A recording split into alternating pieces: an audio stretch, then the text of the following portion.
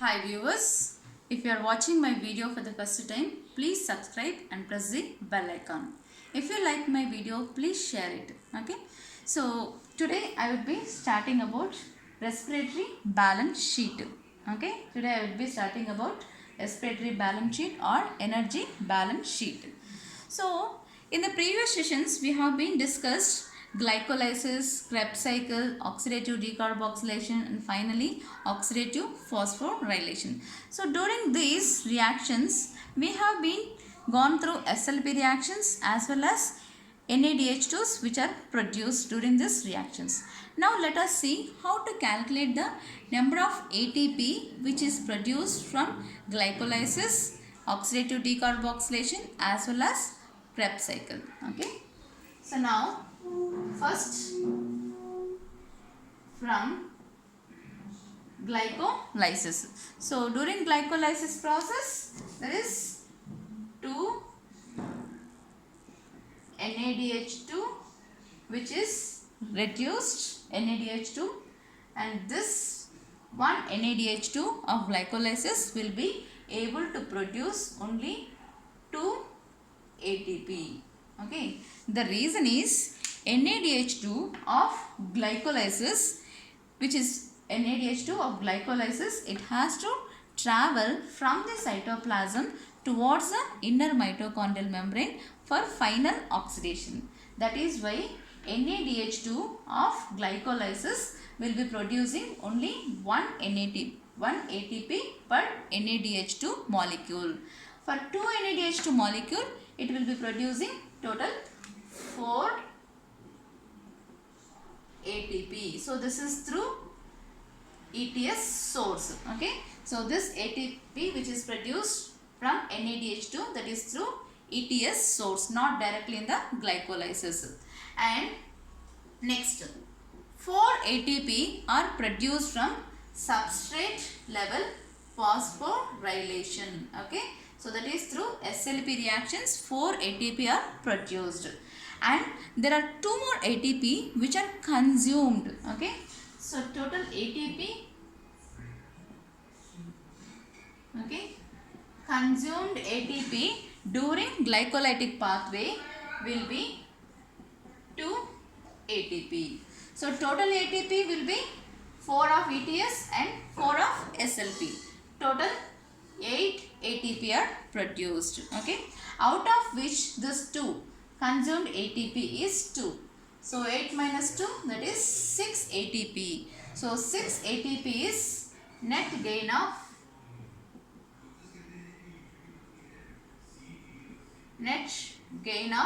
ATP in glycolysis is 6. Okay, net gain of ATP in glycolysis is 6. And next, the pyruvic acid which is formed as end product in glycolysis enters into oxidative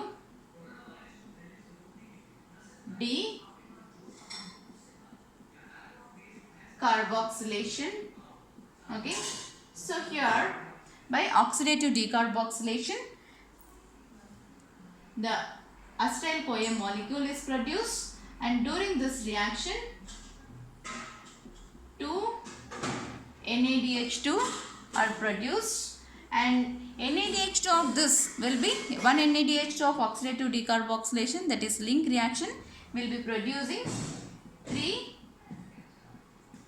ATP. 1 NADH2 produce 3 ATP. So total 2 NADH2 will be producing 6 ATP. Okay. So this is 6 ATP and that is also through ETS source, that is electron transport system. And next, third, it is by Krebs cycle. Okay. So now from Krebs cycle, the ATP which is produced from ETS source, that is isocitric dehydrogenase enzyme. So this isocitric dehydrogenase enzyme which is catalyzing the reaction, during this reaction there is 2 NADH2s produced, and each NADH2 will be producing 3 ATP. So that is total 6 ATP. So this is also through ETS source. And next, alpha keto glutaric dehydrogenase. So when this enzyme is catalyzing, even here also it produces 2 NADH2. So each NADH2 will be producing 3 ATP. So for one turn of Krebs cycle, only one NADH2 is produced at each step. But for 2 turns of Krebs cycle, at each step of oxidation, 2 NADH2s will be produced. Okay. So now each NADH2 3 ATP. So 2 NADH2 at each step produces 6 ATP. Next sequence, succinate dehydrogenase enzyme when it is catalyzing. Okay. So all the enzymes of Krebs cycle are present in the matrix of mitochondria except succinate dehydrogenase, which is present in the inner mitochondrial membrane. So now during this catalyzation, FADH2 is produced and each FADH2 will produce only 2 ATP, and total 2 FADH2s will produce 4 ATP. Okay. The reason why FADH2 produces only 4 ATP is, okay, though it is produced in the matrix of mitochondria, it produces only 4 ATP. The reason is FADH2 is less energized compared to NADH2. So it will be able to produce only 4 ATP. Okay. And next, malate dehydrogenase, the last oxidation. So this will be during this catalyzation, it also produces 2 NADH2 and here each one 3 ATP. So this produces total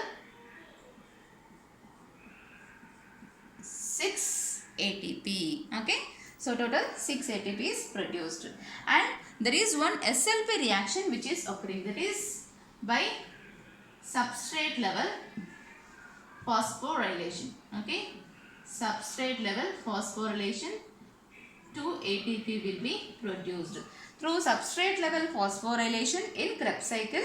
So for 2 tons of Krebs cycle, 2 ATP will be produced, but for 1 ton of Krebs cycle, only 1 ATP will be produced. So now let us calculate the total number of ATP which is produced in Krebs cycle through ETS source. So all this 4 which is through ETS source only. Okay.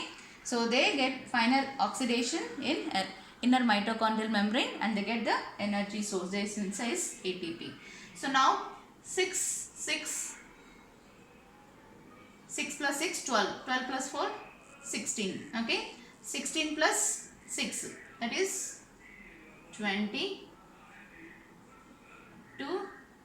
ATP is produced only through ETS source. Okay. Only through ETS source in the Krebs cycle, total ATP which is produced will be 22, and by SLP it will be 2 ATP. So now when you add up this 22 plus 2, total 24 ATP. So the total number of, okay, when the question is the total number of ATPs which are produced in Krebs cycle through SLP source as well as through ETS source, then it will be 24 ATP. And if the question is only through ETS source, that will be 22 ATP, and through SLP it is 2. Okay. Now let us calculate the total number of ATP which is produced when oxidation of one glucose molecule. Okay. So from glycolysis 8. Okay. From glycolysis, sorry, 6. Okay. From glycolysis total 6 ATP, and next net gain of ATP from glycolysis will be 6. So this 6. Okay. And next oxidative decarboxylation. Okay. Next, so this one oxidative decarboxylation 6, and next from Krebs cycle. So Krebs cycle, how many ATP total? 24. 24 plus 6, 30. 30 plus 6, 36. The total ATP which is produced in aerobic respiration, okay, through aerobic respiration, the total ATP produced from one glucose molecule, that is 36, okay. If one glucose molecule undergoes oxidation, it produces 36. And say if one fructose molecule is undergoing oxidation, so this is one glucose molecule, if it undergoes oxidation, it produces total 36 ATP as net gain.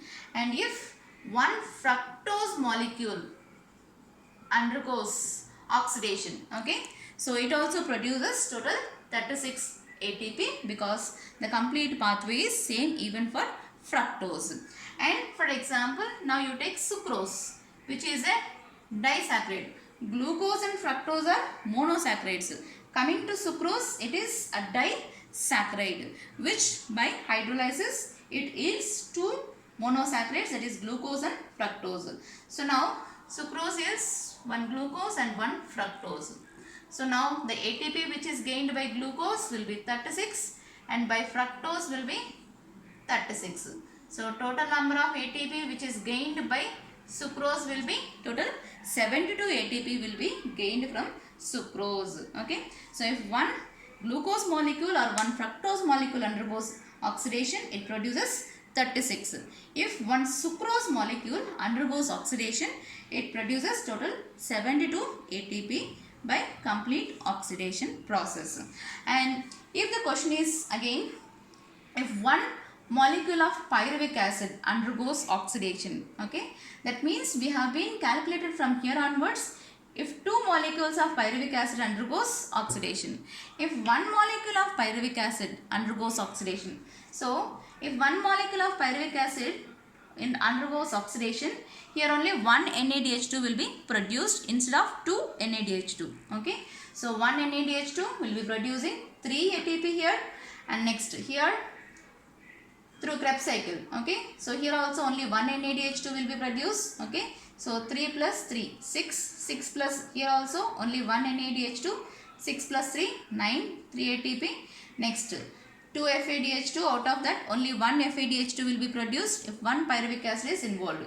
So 3 3 is 9 plus 2, 11, 11 plus 3, 14, and then 2 ATP, okay. Total 15 ATPs will be produced if one molecule of pyruvic acid undergoes oxidation.